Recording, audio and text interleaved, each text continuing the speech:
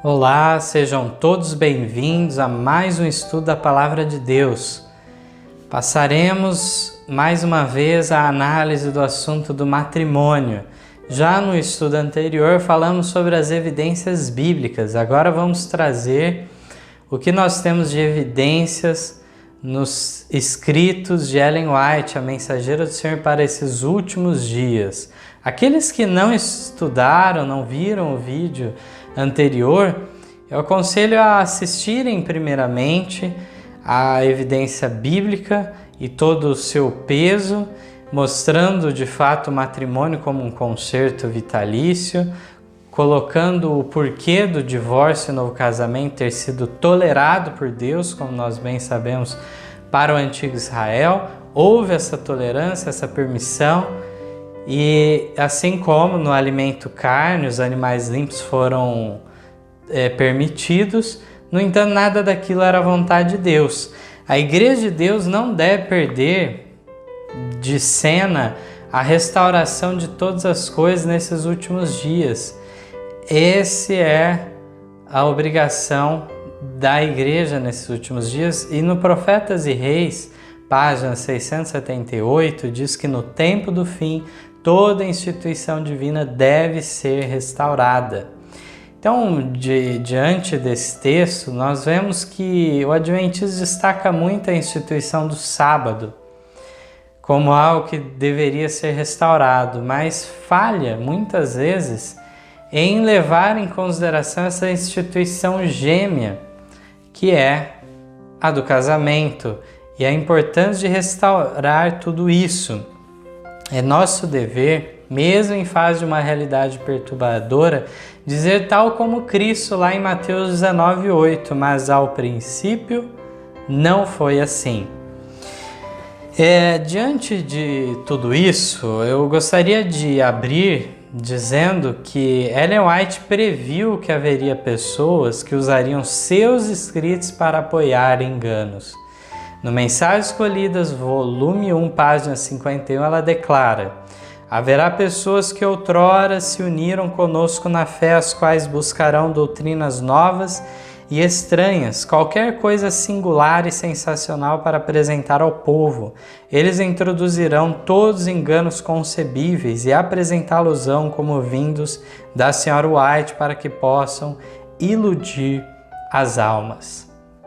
Então já estava previsto isto, e cabe a nós analisarmos então deditamente o que ela escreveu, se deter nessa análise de cada texto e entender que criar eventualmente uma contradição entre o que a Bíblia e o que ela revela não faz sentido. Sabemos que há harmonia, visto que o mesmo Espírito inspirou tanto a Bíblia como Ellen White. Diante disso, cabe a nós entendermos que muitas pessoas atribuem a Ellen White algumas ideias, alguns pensamentos em diversas áreas, e nesta área também não seria diferente. Enganos que essas pessoas trazem para confundir os incautos, mas que nós veremos ao decorrer desse estudo como que os textos apontam para uma direção única, colocando a seriedade, a solenidade desse assunto. Queria ainda destacar que na parte final desse estudo nós vamos analisar o que Ellen White escreve sobre um episódio bíblico muito interessante, que é João Batista repreendendo então Herodes diante daquela situação do casamento que Herodes queria realizar com a mulher de seu irmão. Essa repreensão do adultério de Herodes, nós vamos ver João Batista sendo fiel nesse sentido. Ficará para a parte final desse estudo essa análise detida nesse personagem que foi o maior profeta, então, de acordo com o nosso Senhor Jesus Cristo. Nós vamos então iniciar essas análises com textos do livro Maior Discurso de Cristo. E já no Maior Discurso de Cristo nós encontramos um texto controverso, Diz assim: no Sermão do Monte, Jesus declarou plenamente que não podia haver dissolução do laço matrimonial a não ser por infidelidade do voto conjugal. Está na página 63. Essa parte que diz a não ser por infidelidade do voto conjugal tem levado muitos a uma interpretação equivocada. Mas aqui nós devemos relembrar o que já estudamos anteriormente sobre a distinção entre fornicação e adultério e a cláusula de exceção de Mateus 19:9, que é o que Ellen White aqui faz referência. Lá no texto bíblico, falava sobre a não ser por causa de fornicação, que é a relação sexual ilícita por parte de solteiros, enquanto que o adultério é a violação, então, do voto matrimonial e é por parte, portanto, de alguém casado. Então, aquela cláusula de exceção, como nós tratamos no estudo anterior, servia de uma espécie de garantia para o noivo, e isso está relatado lá em Deuteronômio 22, sobre esse tema, que na noite de núpcias descobrisse uma possível enganação da parte da moça quanto à sua virgindade, o qual anularia os votos naquelas circunstâncias. E aí, nesse caso, nós vemos que essa foi a contraposição que Jesus fez naquele texto bíblico. Eles falaram em relação a Moisés ter dado carta de divórcio e Jesus rebate dizendo que no princípio não foi assim. E na continuação ele traz essa cláusula de exceção, que não faria sentido ter algo relacionado à carta de divórcio que Moisés tinha dado, visto que aquilo Jesus considerou como dureza do coração. Já nesse caso ele estava falando de um outro tema e, portanto, aqui também vamos notar no texto de Ellen White que a preposição do e não ao faz toda a diferença no texto. Sendo que, se fosse infidelidade ao voto conjugal, seria referente a ser infiel ao que prometeu no dia de casamento. Mas ao usar a preposição do, subentendemos que a infidelidade provém do voto feito em si, ou seja, que há alguma fraude por parte da pessoa ao fazer o voto. Por isso, infidelidade do voto conjugal. Essa explicação está de acordo com uma consulta, inclusive, que nós fizemos com o site Cyberdúvidas da língua portuguesa, que em resposta à nossa questão, responderam da seguinte maneira: a preposição de indica normalmente o ponto de partida, a origem ou a posse. A preposição a indica normalmente proximidade, destino ou movimento para.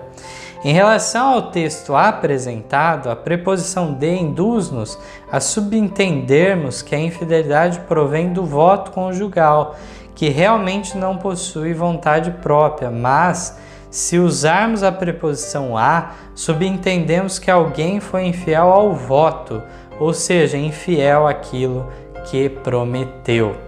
Então aqui, nessa consulta, fica claro que há sim uma distinção aí entre infidelidade ao voto e infidelidade do voto, que envolve justamente essa fraude no momento do voto, uma enganação, uma falsidade naquele momento, como nós já comentamos. Mais adiante, no mesmo livro, nas páginas 63 e 64, Ellen White exalta essa instituição que vem lá do Éden. Diz assim: quando posteriormente os fariseus o interrogaram acerca da legalidade do divórcio, Jesus apontou a seus ouvintes a antiga instituição do casamento, segundo foi ordenada na criação. Moisés, disse ele, por causa da dureza do vosso coração, vos permitiu repudiar vossa mulher, mas no princípio não foi assim.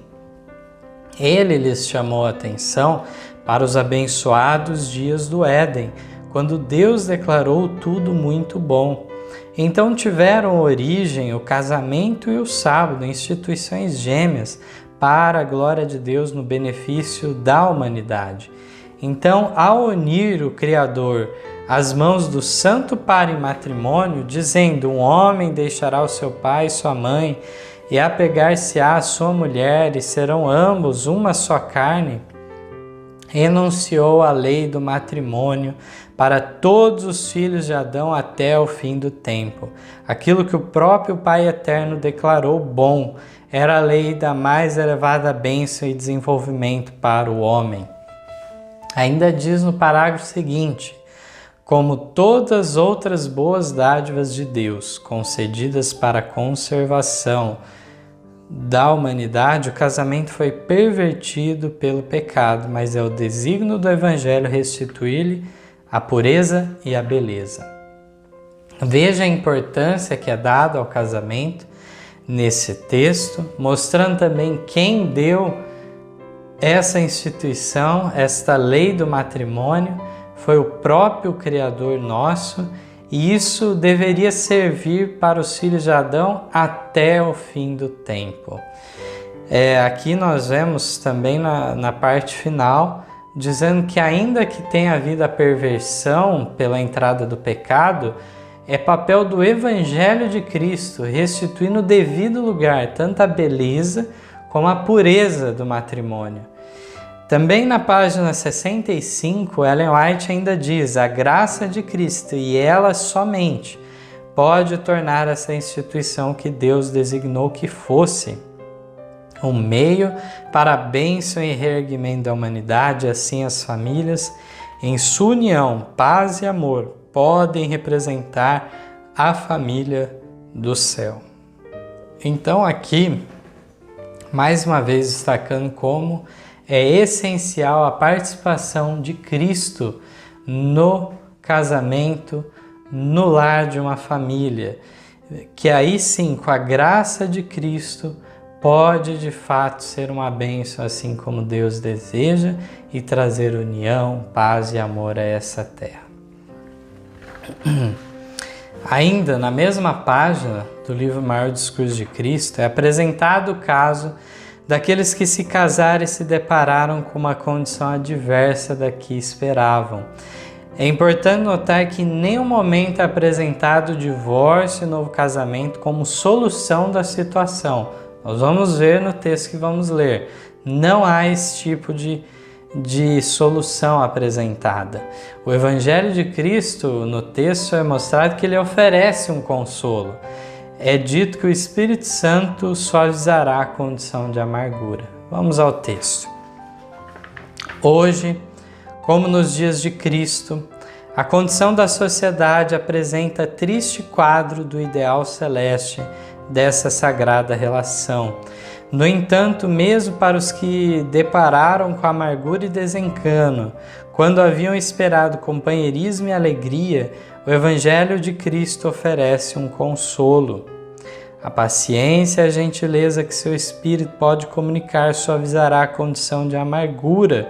O coração em que Cristo habitar estará tão repleto, tão satisfeito com o seu amor, que se não consumirá no desejo de atrair simpatia e atenção para si próprio. E pela entrega da alma a Deus, sua sabedoria pode realizar o que a sabedoria humana deixa de fazer.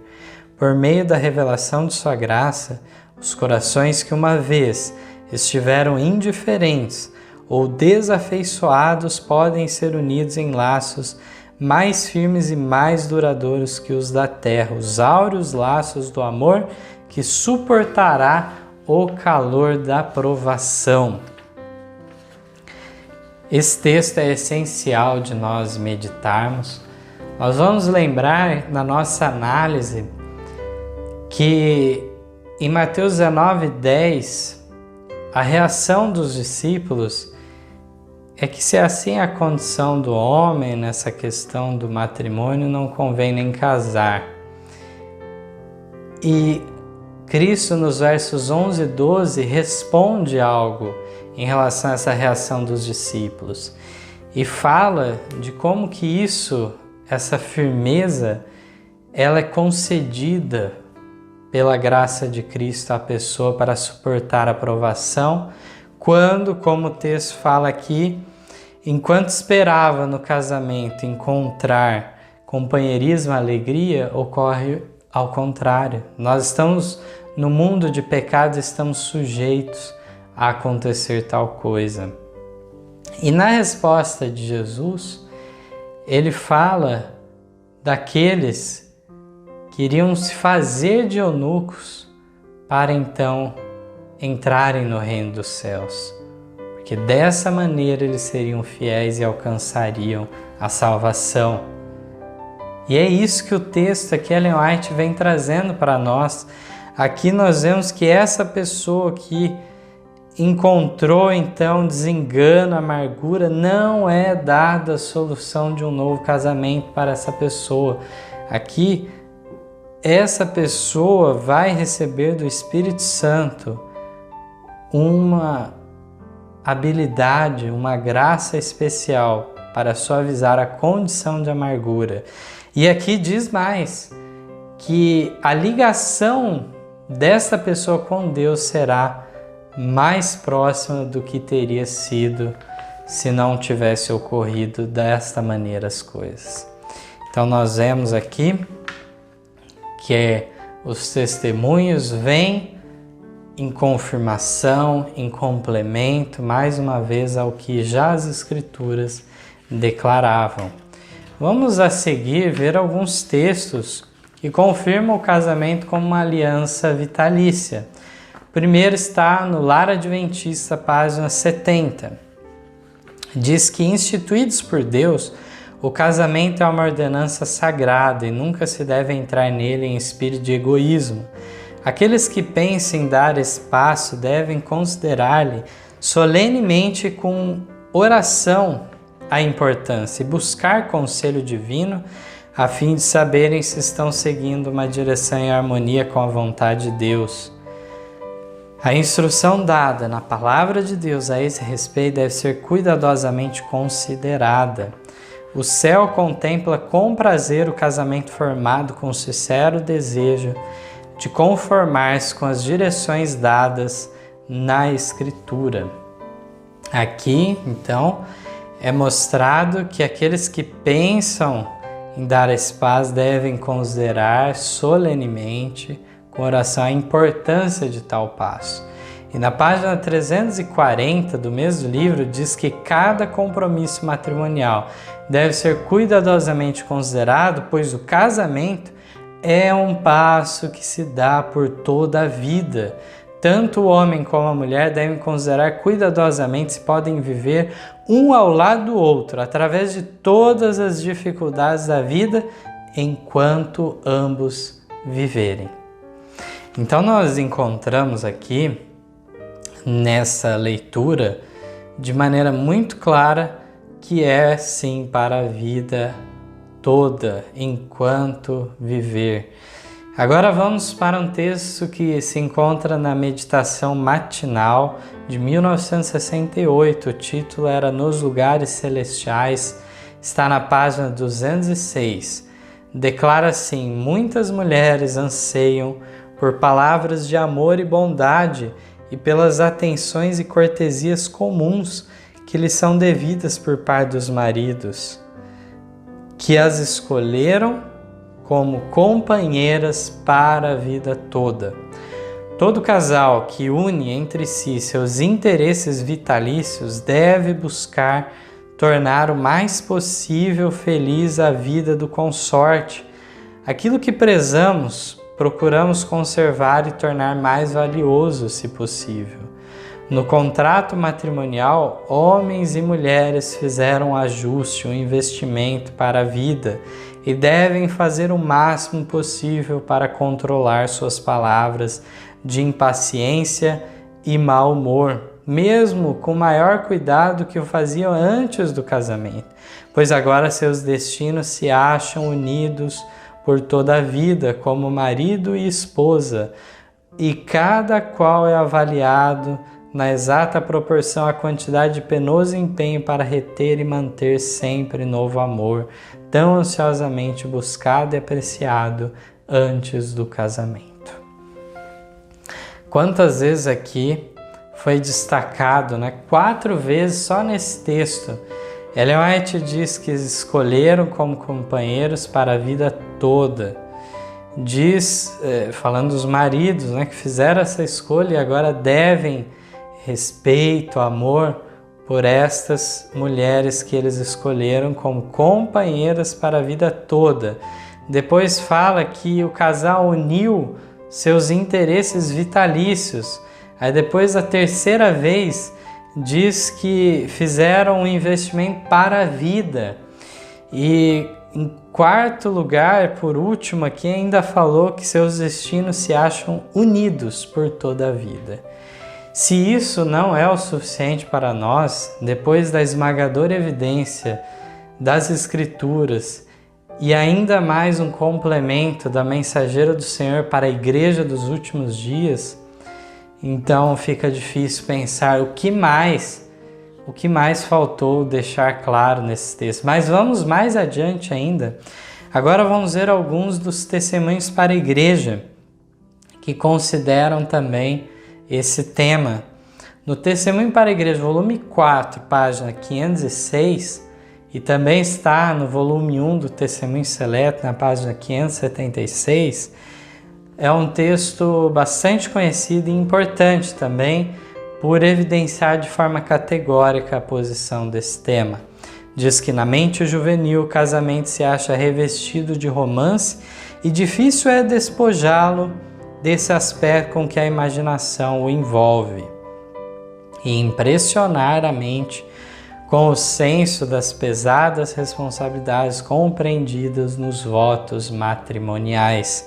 Esses votos ligam os destinos de duas pessoas com laços que coisa alguma, senão a mão da morte, deve desatar. Muito evidente o texto aqui, fala da importância de entender esses votos matrimoniais como votos vitalícios, que unem o destino de maneira que só a morte vai desatar essa união. Aqui é deixado que coisa alguma pode criar esse desenlace, coisa alguma. No Testemunho para a Igreja, volume 7, página 45, diz que, caro irmão e irmã, vocês se uniram em um concerto vitalício. Mais uma vez destacando, e mais adiante ela diz ainda, em sua união vitalícia as afeições devem conduzir à felicidade mútua. Cada um deve promover a felicidade do outro. Esta é a vontade de Deus a seu respeito. Aqui 2 vezes num pequeno trecho destacado que é por toda a vida e ainda nos traz uma lição muito importante, algo que todo casal antes de decidir casar deveria então meditar, que deve se casar não para ser feliz, mas para fazer o seu cônjuge feliz. Cada um, Ellen White declarou, deve promover a felicidade do outro. E assim fazendo, ambos então serão felizes nesse matrimônio. Mas se predominar o egoísmo, não funcionará bem esse relacionamento. Na página 46 do mesmo livro ainda diz: o casamento, uma união vitalícia, é símbolo da união entre Cristo e sua igreja. O espírito que Cristo manifesta para com a igreja é o que o marido e mulher devem dedicar-se mutuamente. Maravilhoso texto também. E agora vamos adentrar aquela parte que eu já anunciei no início, porque eu acho essencial para aprofundarmos nesse tema, que é a figura de João Batista, que se liga de forma especial a esse tema que nós estamos tratando. Lembrando que nos últimos dias nós devemos representar este maior profeta e sua obra. Ellen White, no volume 3 do Testemunho para a Igreja, página 61, declara: João Batista surgiu no espírito e poder de Elias para preparar o caminho do Senhor e converter as pessoas à prudência dos justos. Era ele um representante daqueles que estariam vivendo nos últimos dias, aos quais Deus confiara sagradas verdades para serem apresentadas perante o povo, a fim de preparar o caminho para o seu segundo aparecimento, ou segundo aparecimento de Cristo. Então, João Batista se liga a essa obra que o remanescente final deve realizar. E temos um texto a seguir também que enfatiza essa obra que devemos realizar, representando a João Batista. Está no Comentário Bíblico, volume 4, página 1184. Diz que nesse tempo de apostasia quase universal, Deus chama seus mensageiros a proclamar sua lei no espírito e no poder de Elias. Como João Batista, ao preparar um povo para o primeiro advento de Cristo, chamou a atenção para os 10 mandamentos, devemos dar em tons claros a mensagem: temei a Deus e dai-lhe glória, pois é chegada a hora do seu juízo. Com o fervor que caracterizou o profeta Elias e João Batista, devemos nos esforçar a fim de preparar o caminho para o segundo advento de Cristo. Mais uma vez aqui destacando como que se assemelha essas duas obras. João Batista abrindo caminho para o primeiro advento de Cristo e a igreja remanescente, a igreja que viveria no tempo do fim, no tempo do juízo, como é anunciado na mensagem do primeiro anjo, deve também desempenhar um papel, tal como João Batista, e preparando para o retorno em glória de Cristo, que ele trará então o galardão a cada um segundo as suas obras.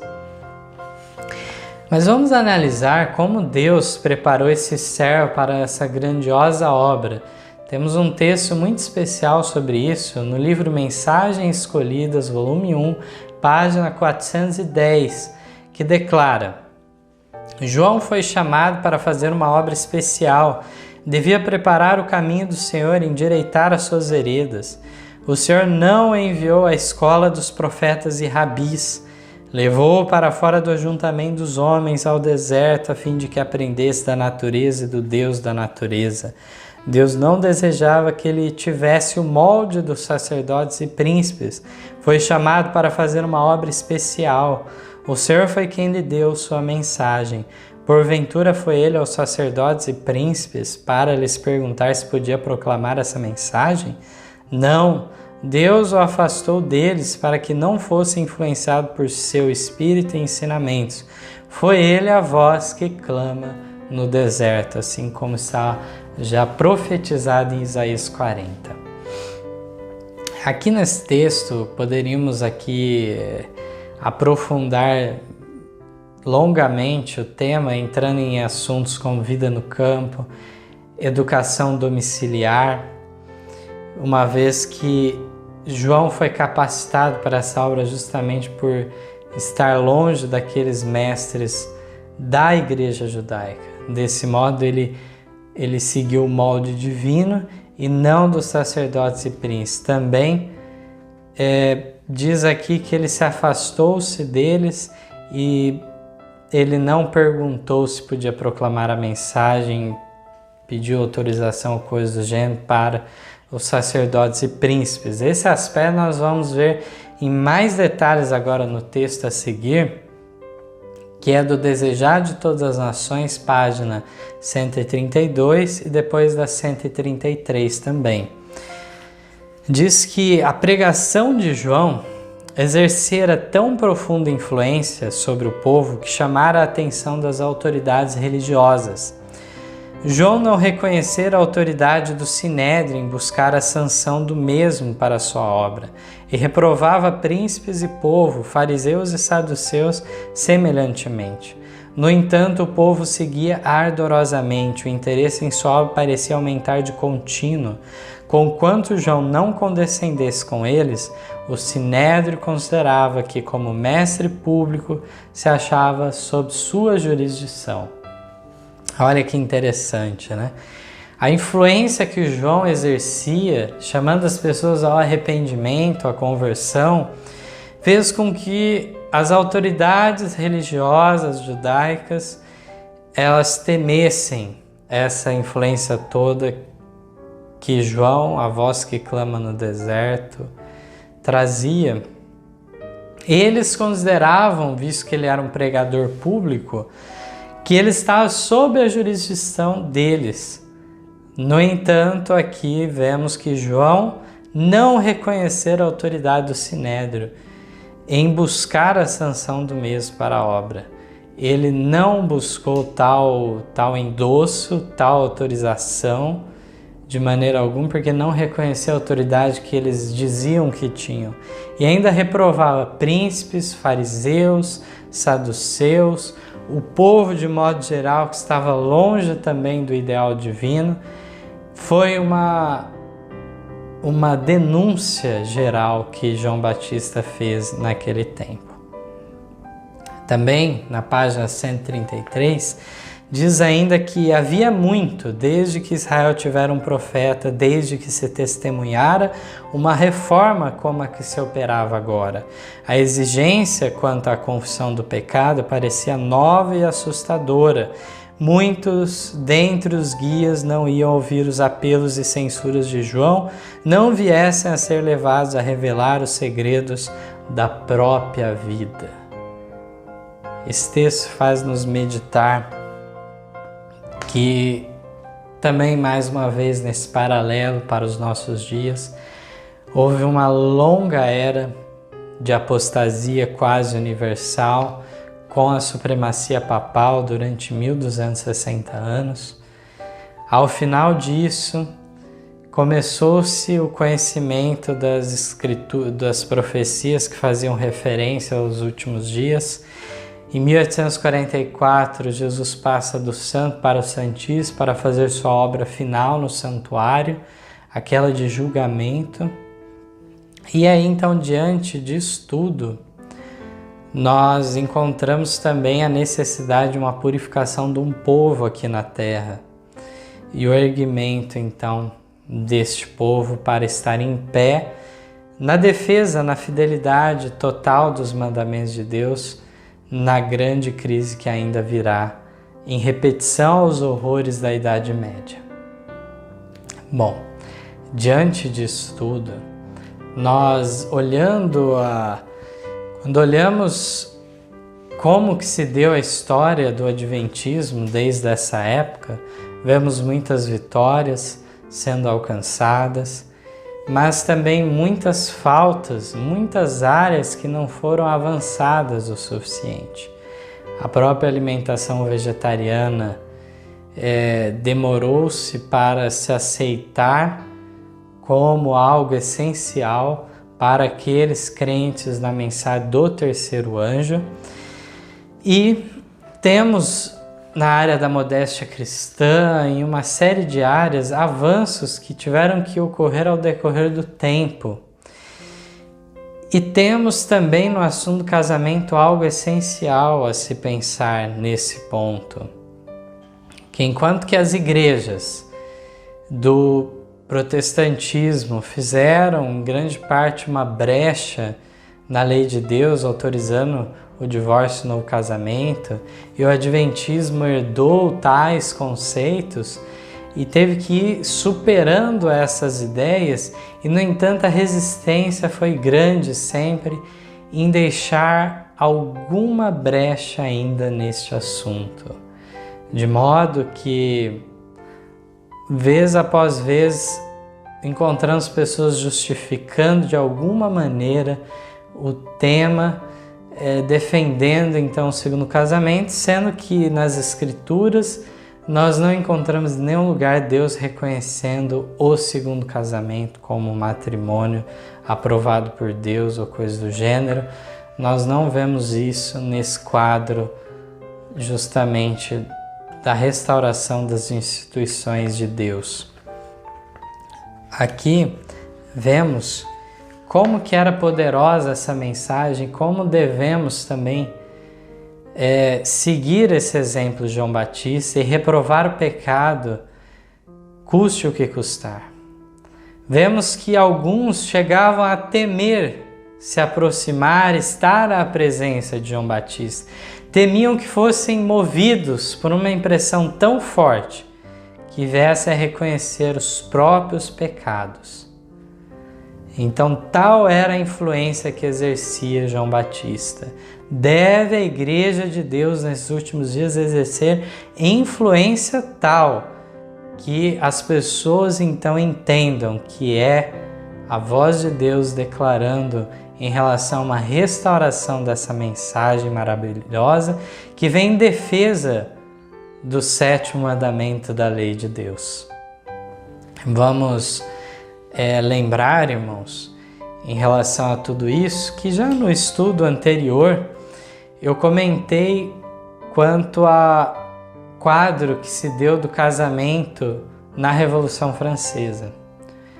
Alguns podem apontar momentos onde o casamento estava fracassando em grande medida e as pessoas buscando divórcio e novo casamento lá no antigo Israel, quando saiu do Egito, vieram cheios de costumes errados e Deus tolerou até certo ponto. Vemos depois também um quadro nos dias de Cristo, onde havia muitas vezes o divórcio por razões banais também, por qualquer motivo. Também alguns podem falar desta época em que nós vivemos, que se assemelha em grande parte à época dos antediluvianos e também de Ló, em que casavam-se e davam-se em casamento. Isso que nós temos visto progressivamente no mundo todo avançando, essa destruição do casamento e da família cristã, nós encontramos suas raízes na Revolução Francesa. Já indicamos aqui a leitura do capítulo do Grande Conflito, que trata então deste tema. Aconselho que cada um leia e veja como que o quadro em miniatura que houve lá tem se cumprido em grande parte em nossos dias, no mundo em geral. E um dos aspectos que decaiu demais naquela época era justamente considerar o casamento como um contrato meramente transitório.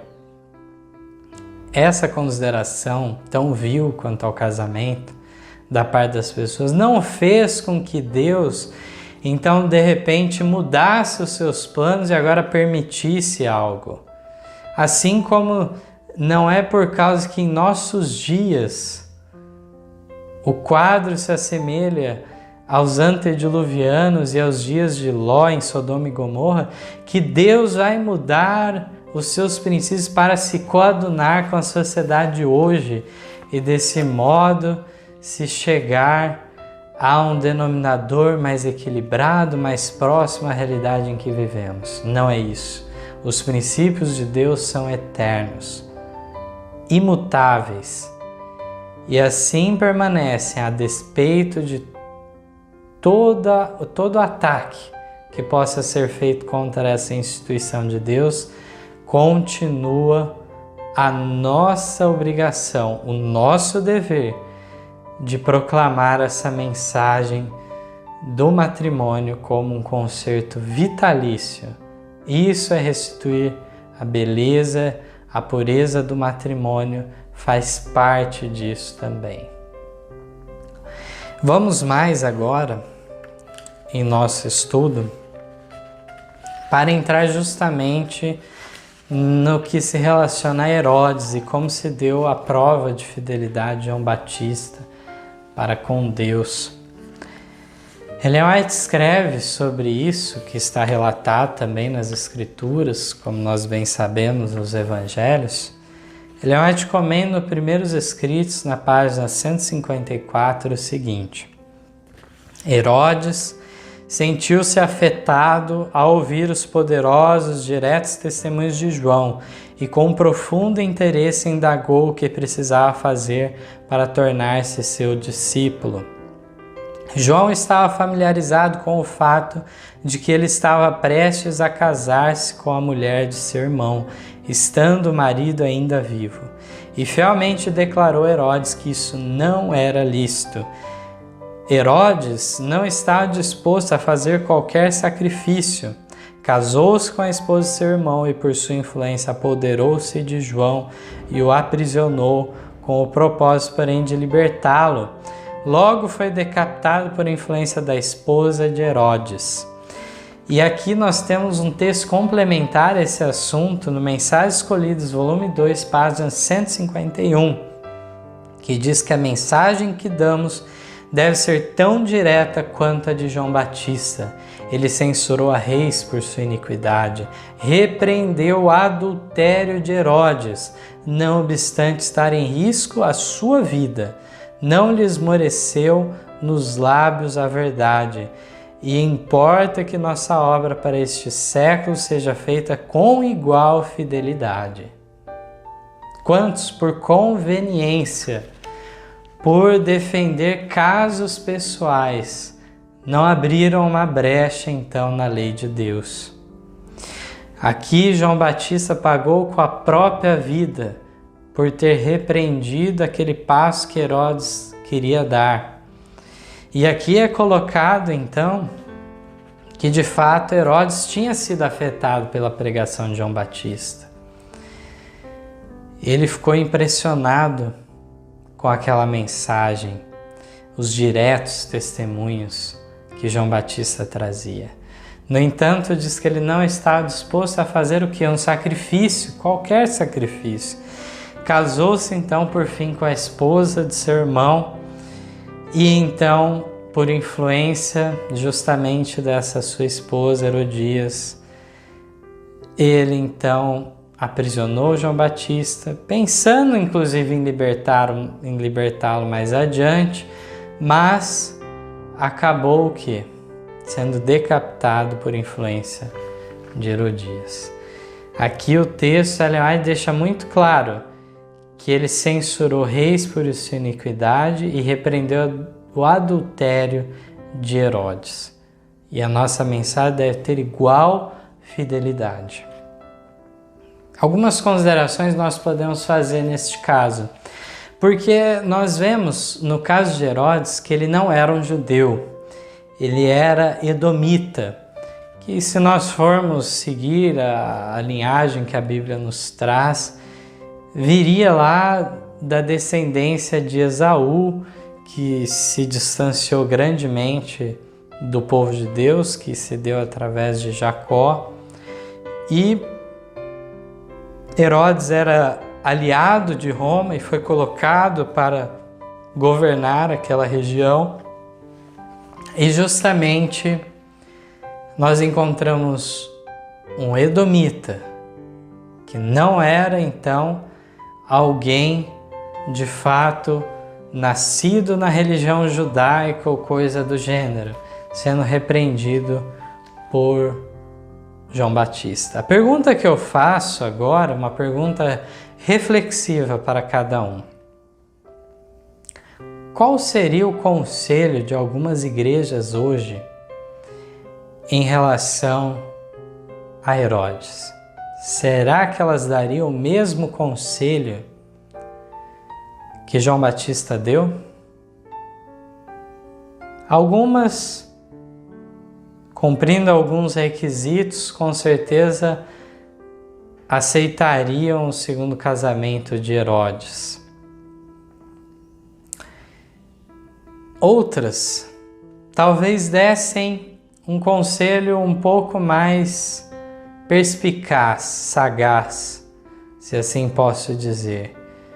Diria o seguinte: olha, você casa primeiro com Herodias e depois que você já estiver casado com ela, você vem para a nossa igreja que nós vamos batizá-lo.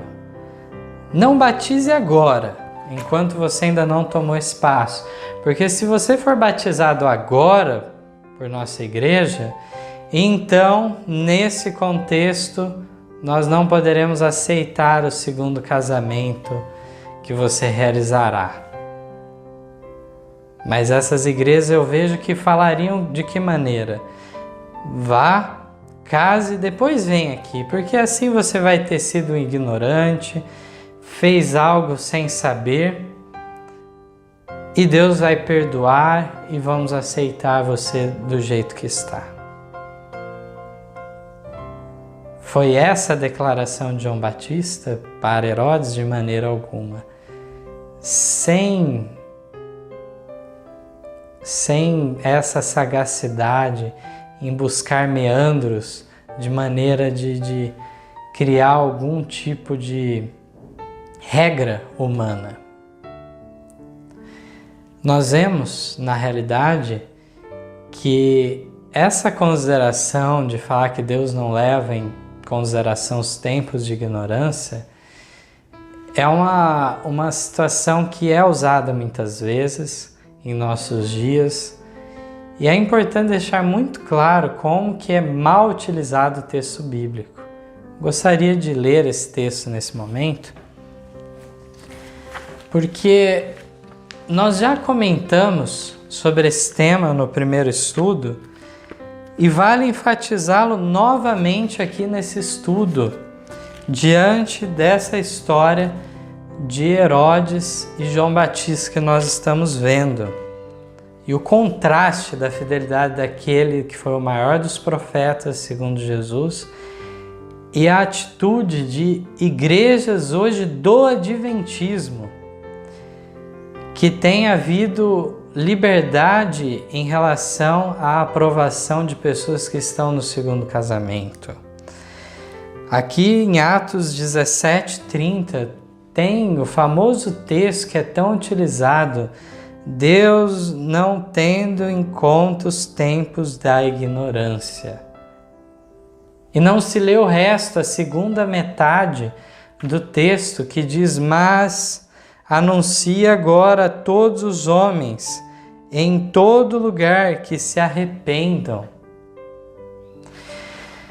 Então, irmãos, aqui nós não estamos de maneira alguma querendo atacar alguém individualmente, não queremos atacar uma instituição em si, mas estamos em defesa da verdade bíblica e do espírito de profecia.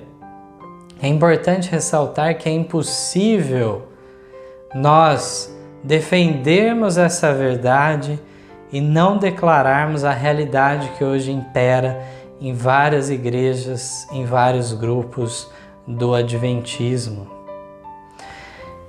O texto de Atos 17 nós sabemos que é naquele contexto do discurso de Paulo em Atenas, para aqueles idólatras, onde ele fala que ele tinha vindo anunciar ao Deus desconhecido a todos eles e passa a relatar várias coisas. Fala inclusive do próprio Cristo que ressuscitou dos mortos. E aqui então ele diz em relação ao fato de Deus perdoar os pecados dantes cometidos, assim como Paulo fala em outra parte das Escrituras. Deus não levar em consideração o que foi cometido de pecado nos tempos de ignorância. Há um perdão completo em relação a isso.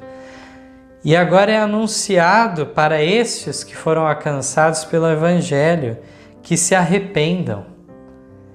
E aí entra o nosso ponto que nós estamos tratando. Como que haverá arrependimento, conversão sem uma mudança de vida? Aqueles que estão na condição de segundo casamento, nós vemos que não tem condição então de haver por parte da igreja uma legislação humana para colocar essas pessoas como membros da igreja a despeito do que as Escrituras e o Espírito de Profecia declara. Visto que não é simplesmente algo que ficou no passado, como já declaramos. Alguns alegam, o voto lá foi feito lá atrás, nos tempos de ignorância, mas no presente é mantida a coabitação e é dito então pelo apóstolo Paulo, pelo próprio Cristo, que então neste caso tendo o cônjuge vivo, a pessoa está em adultério. Nós encontramos nessa história de Herodes e João Batista de maneira muito clara a que preço deve ser essa fidelidade à verdade de Deus. Como declarei, em defesa disso que nós protestamos contra as apostasias das igrejas. Não queremos ofender a ninguém a nível pessoal e reconhecemos os benefícios, as grandes verdades que muitos desses grupos do Advento advogam corretamente, vários pontos em comum. Mas nesse ponto nós vemos que por uma questão de conveniência, devido ao triste cenário que nós nos encontramos neste mundo, nesta época em que vivemos, por conveniência é tolerado certas coisas, sem nenhum respaldo bíblico.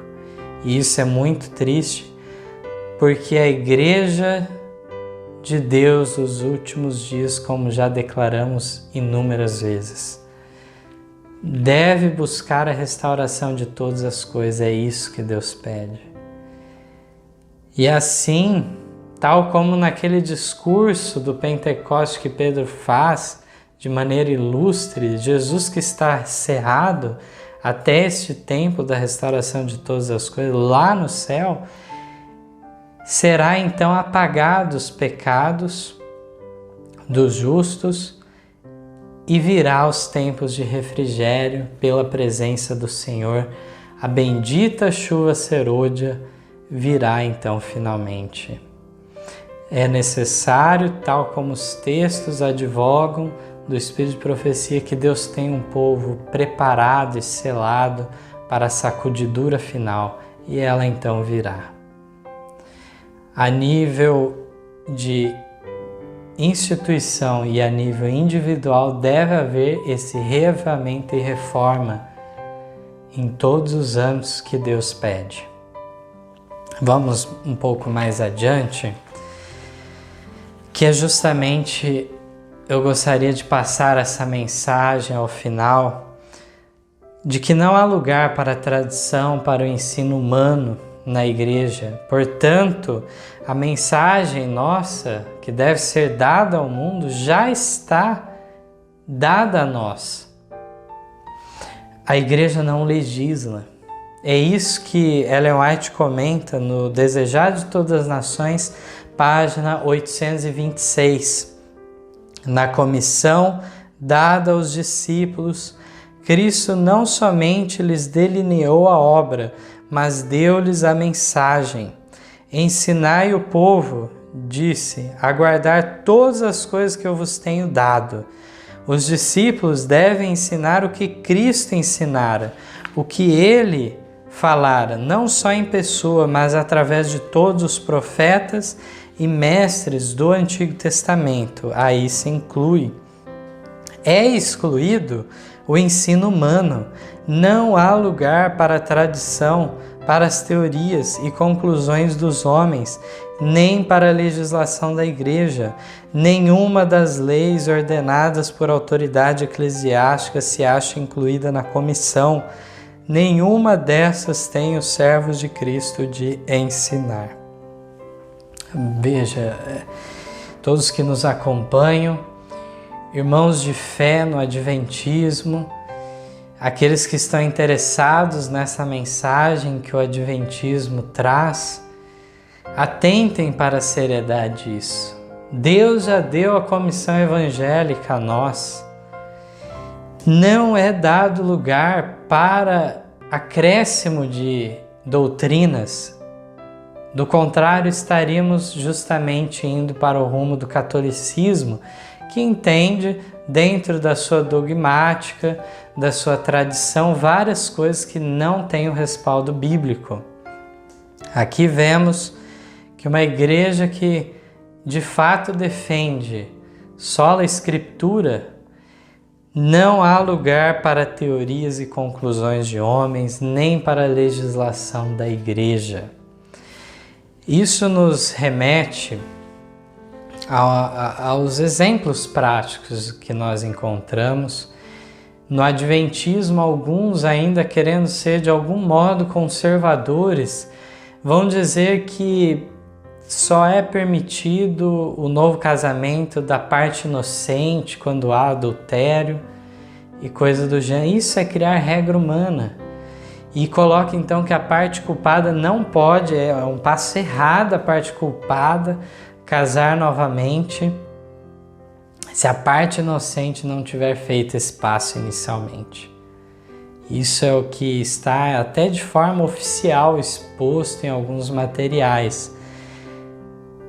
Essa ideia, nós encontramos um contrassenso, porque uma coisa se torna correta ou incorreta de acordo com uma certa atitude da pessoa, da parte inocente, uma vez que nós não encontramos nada disso na Bíblia, nem essas colocações de parte inocente, parte culpada nós não encontramos, e ainda mais, Jesus declara que aquele que casa com a repudiada, o que em tese poderia ser entendido aí no texto como fosse a parte inocente, diz ainda que aquele que casa com a repudiada também comete adultério.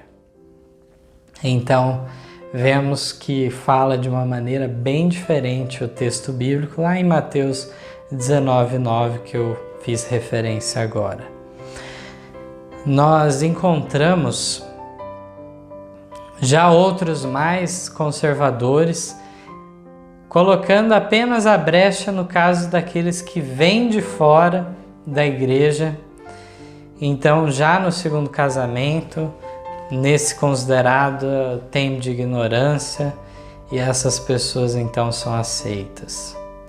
Mais uma vez, estamos diante de uma regra humana. Uma legislação que a igreja quis tomar para si, mas nada disso está previsto nas Escrituras, portanto não temos tal autoridade para efetuar uma mudança na lei e desse modo criar uma brecha na consideração do matrimônio como de fato um concerto vitalício. Essa é a única colocação que Ellen White fez nos seus escritos, como nós estudamos neste momento, estudamos anteriormente as evidências da Bíblia. Nada a não ser a mão da morte, coisa alguma traz esse desenlace matrimonial. É isso que nós vemos de maneira muito clara apresentada até o presente momento. Temos ainda uma promessa maravilhosa da parte de Deus em relação ao seu povo nesses últimos dias, uma promessa que deve nos acalentar, que haverá sim um povo para defender a verdade completa.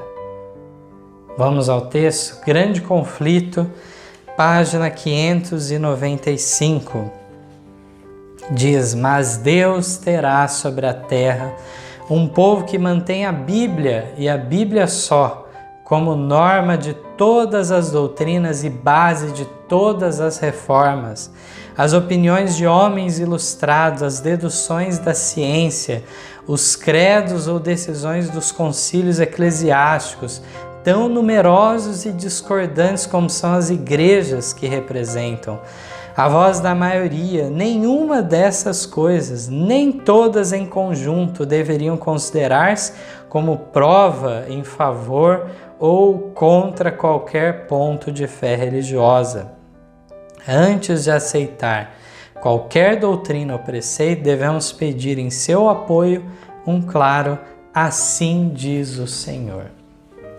É um texto maravilhoso para nós, que vem então na mesma noção do texto anterior que nós lemos, que inclusive falava no texto do desejado que nenhuma das leis ordenadas por autoridade eclesiástica se acha incluída na comissão. E aí aqui nós vemos que a base de todas as reformas deve ser sola Escritura, a Bíblia somente. Aqui vemos que credos, princípios de fé, crenças fundamentais, nada disso é o suficiente. Nada disso. Decisões de concílios, de conferência geral, manuais da igreja, guias ministeriais, nada disso é o suficiente se não tiver o respaldo bíblico. Aqui nós vemos que a voz da maioria também não é o suficiente. Muitos têm também essa ilusão. Alguns acreditam que não uma maioria simples, mas aí uma maioria qualificada, 2/3 ou 3/4, que então, se neste nível for aprovado algo, Deus estará sancionando. Mas se isso estiver em desacordo com o que é revelado, de maneira alguma o céu estará respaldando isso. A igreja, naturalmente, como um corpo organizado, tomará várias decisões a nível administrativo. E nós vemos aqui que, em termos de doutrinas, não é dada à igreja legislação alguma, é só execução. Então nós vemos, em relação a tudo isso, que no final das contas, nenhuma dessas coisas, nem todas em conjunto, aqui Ellen White fala, devem ser consideradas como prova em favor ou contra qualquer ponto da fé religiosa. Tudo deve passar por um apoio claro do assim diz o Senhor. Eu gostaria de destacar aqui essa questão da Bíblia ser base de todas as reformas. E foi justamente dessa maneira que o movimento a qual represento aqui neste momento, nesse vídeo, esses vídeos que vocês têm nos acompanhado, esse movimento que surgiu então há mais de 40 anos atrás e veio a se organizar mais adiante, um movimento que surgiu no seio do adventismo, dentro das igrejas. Este movimento trouxe à tona essa restauração completa do assunto do matrimônio. E vejo que na história não há precedente de uma ênfase clara, destemida, em favor do matrimônio como uma aliança para a vida toda. É a partir desse movimento, buscando reavamento, um despertamento religioso genuíno, com a direção do Espírito Santo, trazendo mensagens proféticas maravilhosas para nós, como a do clamor da meia-noite. É diante disso tudo que nós vemos a restauração desse assunto do casamento sendo efetuado por esse movimento, onde certas brechas foram tapadas finalmente de maneira total. E desse modo nós podemos ver de maneira clara que muitas pessoas ao decorrer desse tempo têm se manifestado em favor dessas verdades, no meio adventista e até no meio protestante. Pessoas então defendendo também essa mesma verdade. E ficamos muito contentes de vermos pessoas que estão preocupadas em defender a família tal como Deus deixou para nós. Vemos nesse quadro uma advertência solene para nós para finalizarmos esse estudo. Eu não poderia deixar de lado esse texto pela ênfase que ele nos traz e a responsabilidade de todos os que estão na direção da obra. Pastores, ministros, obreiros, dirigentes da obra em vários níveis, devem atentar ao texto agora que vamos ler do Testemunho para a Igreja, volume 1, página 321. Diz que neste tempo terrível, justamente antes de Cristo vir pela segunda vez, os fiéis pregadores de Deus terão de dar um testemunho mais direto que o de João Batista. Um trabalho de alta responsabilidade acha-se diante deles. E aqueles que falam palavras suaves, Deus não reconhecerá como seus pastores. Um terrível ai repousa sobre eles. Que texto, irmãos, que texto. Será que vamos de fato atender a ele? A Igreja de Deus deve ter um ministério em sua totalidade, defendendo as verdades, tal como João Batista.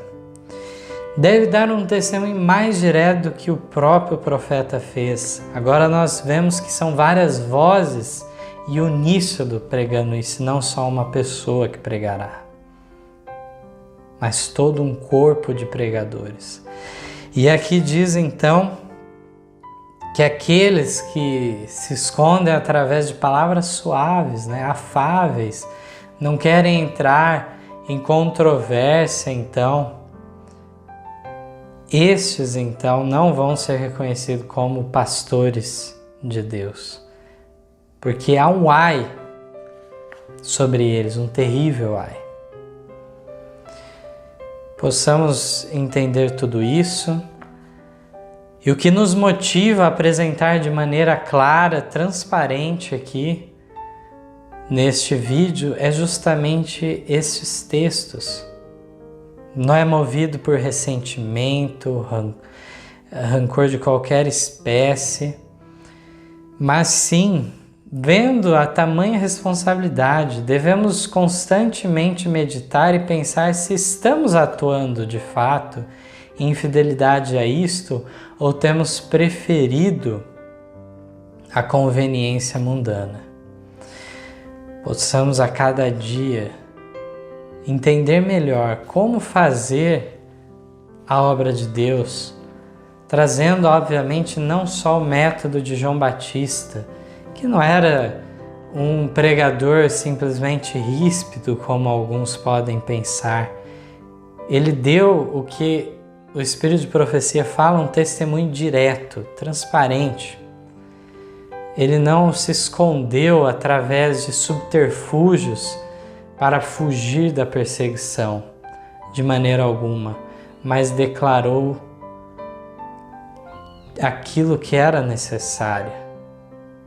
Havia uma verdade presente naquela época, em cada era havia uma verdade presente a ser dada. Hoje, nos últimos dias, há uma soma de todas elas.